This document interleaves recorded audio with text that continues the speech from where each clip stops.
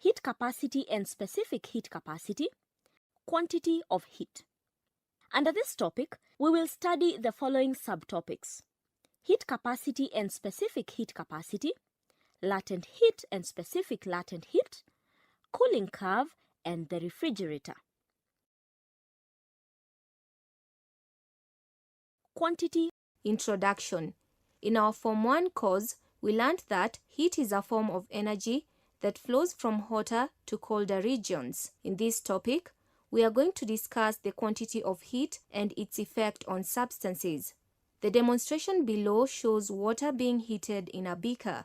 Click on the play button to observe what happens.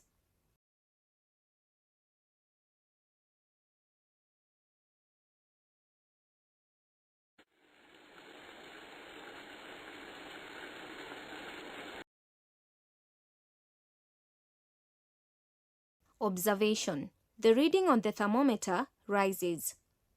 Explanation.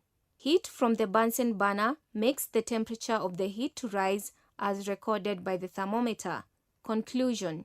Heat is a form of energy that flows from one body to another, while temperature is the coldness or hotness of a body. Heat capacity and specific heat capacity.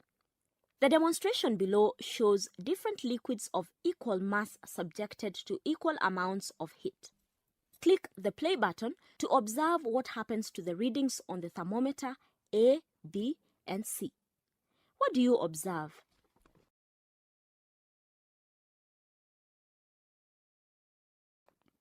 Observation. Kerosene has the highest temperature reading, followed by alcohol and then water. Explanation. Kerosene rose to the highest level. This shows that it requires the least heat for a unit rise in temperature, while water requires the most amount of heat comparatively. Conclusion. Different substances require different amounts of heat for a unit rise in temperature. The amount of heat required to raise the temperature of a substance by 1 Kelvin is called heat capacity, whose SI unit is joules per Kelvin. When a kilogram of a substance is used, the amount of heat used to rise its temperature by 1 Kelvin is referred to as specific heat capacity. Its SI unit is joules per kilogram per Kelvin.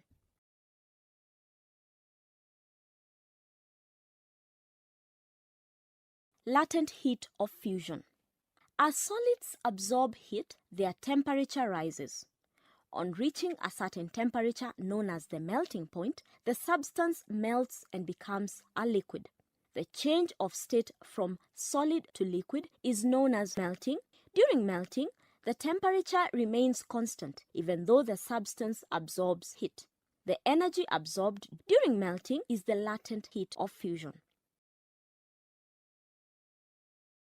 Demonstrating latent heat of fusion. To demonstrate latent heat of fusion, play the animation below to see what happens when ice is heated from -10 degrees to 0 degrees, 0 degrees until all the ice melts.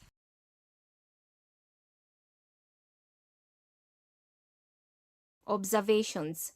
From -10 degrees to 0 degrees, the temperature of ice rises. At 0 degrees Celsius, the ice melts with no change in temperature.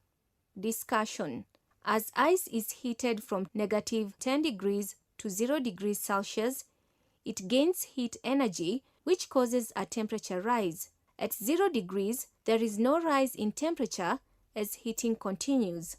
The heat gained at this stage is used to break the intermolecular bonds in ice, causing it to melt. Conclusion. The amount of heat used to break the bonds of a given mass of ice at the melting point is called the latent heat of fusion. The amount of heat used to change the state of a substance from solid to liquid is called latent heat of fusion. For 1 kilogram of a substance, the amount of heat required to melt it is referred to as the specific latent heat of fusion. Demonstrating latent heat of vaporization. When a liquid is heated, its temperature rises up to a certain point known as the boiling point. At this temperature, the liquid changes into a gaseous form or vapor. This process is known as vaporization. The heat energy absorbed during vaporization is known as latent heat of vaporization. The demonstration below shows water changing from liquid state to a gaseous state. Click the play button and make your observations. Observations. From room temperature to 100 degrees Celsius, temperature rises and bubbles are seen rising. At 100 degrees Celsius, the water vaporizes at a constant temperature. Discussion. From room temperature to the boiling point, the heat energy supplied is used to raise the temperature of the water. At the boiling point, the heat supplied does not cause any further change in temperature but changes the state of the water into steam.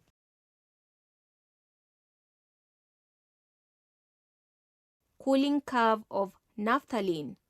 When naphthalene is melted and heated above the melting point, then allowed to cool, its temperature changes can best be illustrated by plotting a graph of temperature against time as shown below. Click on the play button to observe the graph. Description. Section PQ, the temperature drops from 90 degrees to 80 degrees Celsius. Section QR, liquid naphthalene turns from liquid to solid at constant temperature as it loses latent heat of fusion.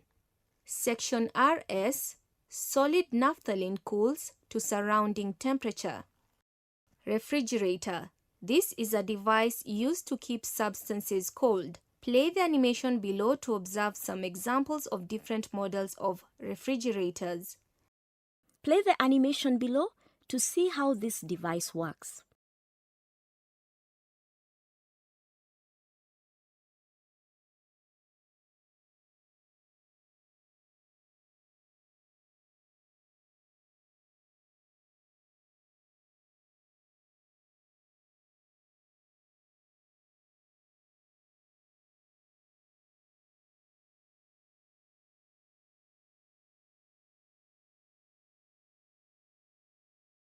Explanation.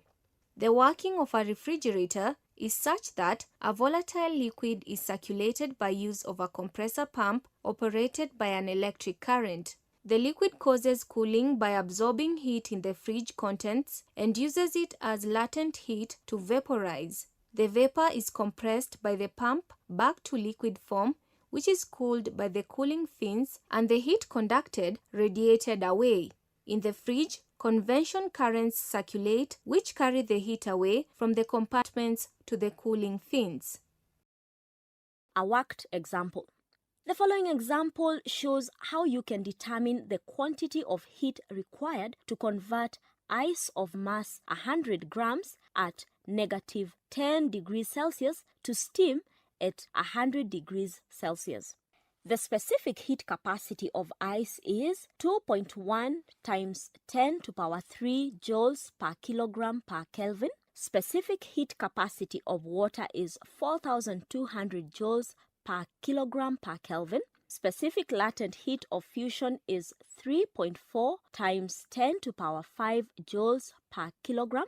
And specific latent heat of vaporization is 2.26 times 10 to power 6 joules per kilogram. To show the calculation at each stage, click the buttons Q1, Q2, Q3, and Q4.